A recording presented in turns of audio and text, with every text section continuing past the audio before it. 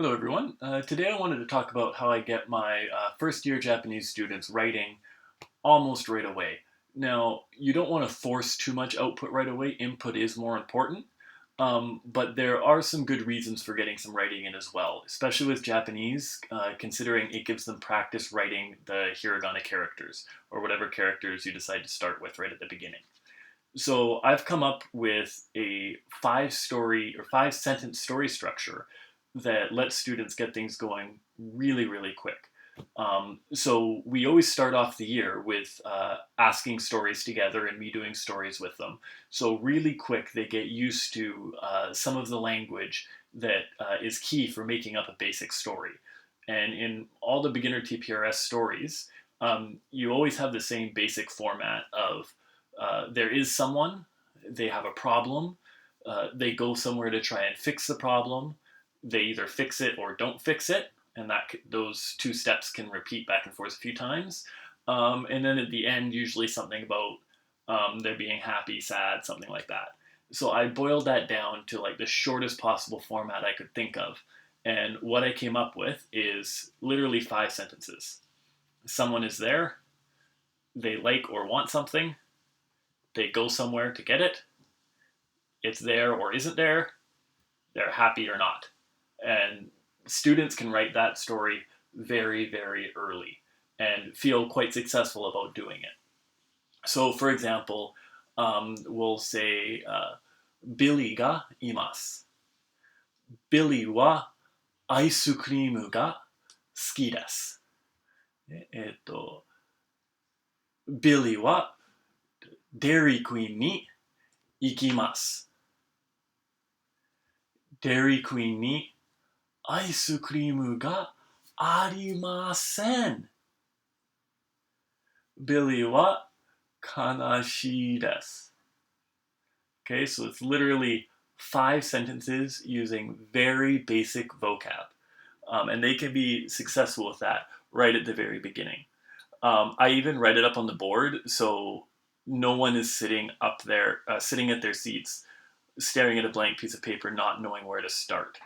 So there'll be some people that want to stick with that very basic story for quite a while, and that's fine because we want them to be as comfortable with those basic, super important sentences as possible.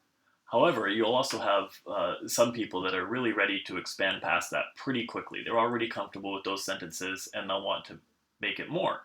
But you can still use or still direct them to that same five sentence structure and expand on it. So again, they're not lost sitting there not being able to think of what comes next. So to use the same story, I could add to that story by just adding new details into each sentence. So for example, instead of Billy ga imasu, Billy ga New York ni imasu. Instead of Billy wa アイスクリームが好きです、Billy はバニラのアイスクリームが好きです。Instead of Billy は Dairy Queen に行きます。You could say Billy は大きい Dairy Queen に行きます。Dairy Queen にアイスクリームがありません。You could make it something like Dairy Queen にチョコレートアイスクリームがあります。でも、バニラアイスクリームがありません。As we get a little bit more complicated, I also often have them meet a character there. So they ask someone, アイスクリームがありますか? And that person will say, アイスクリームがありません。And then finally at the end, Billy は悲しいです。Could be Billy はすごく悲しいです。Or anything like that. It's really easy once your students are comfortable with those basic sentence structures for them to add in their own details and really, really take it away and make it something that's interesting for them. The whole point though of the five sentence structure is to make them comfortable getting started because otherwise they just sit there and stare at the page. Or if you're studying Japanese on your own, you know it can be hard if you're just sitting there trying to write something, you have no idea where to start. So I always tell my students, start with the 5 sentences, and if you're in the middle of the story and some more details occur to you, add them in if you can write it. Or you can write the full 5 sentence thing, leaving some spaces in between, and then try to add some details in after. Okay? The last thing I like to suggest is when my students are figuring out what vocab they know, I'm mostly interested in like the really known vocab. So the vocab that they know any day of the week, anytime, they just know it. So sometimes what I'll have them do before they do a write is I'll have them write a list of just a whole bunch of Japanese words they know. Not the English translation. I don't want them looking things up. Just a list of Japanese words that they know, like they really know.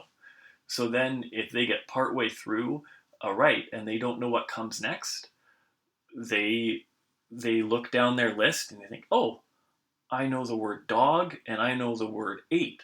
So suddenly, instead of there not being ice cream at Dairy Queen, it could be Dairy Queen ni ice cream ga arimashita. Demo, Billy no inu ga ice cream o tabemashita. So there was ice cream at Dairy Queen, but Billy's dog ate it. Okay, so it's really it having those words there just helps jumpstart the brain as to what comes next, because it can be challenging to come up with a story with limited vocab. But I found the students can be really successful with it, with this 5 sentence structure, and sometimes with the added support of a word list. Again, not translations, just a list of the words that they already really know how to use. Anyways, I hope this is useful for some teachers and some of you that are studying Japanese by yourself. Let me know in the comments if you have any other suggestions, because I'm always searching for more ways to help my students be more successful in reading, writing, any Japanese learning. So let me know in the comments, and who knows, maybe I'll do a video a little bit later letting people know how brilliantly it worked. Anyways, until next time, thanks for watching, and please subscribe somewhere around here or check out some of my other videos. Thanks again. Bye.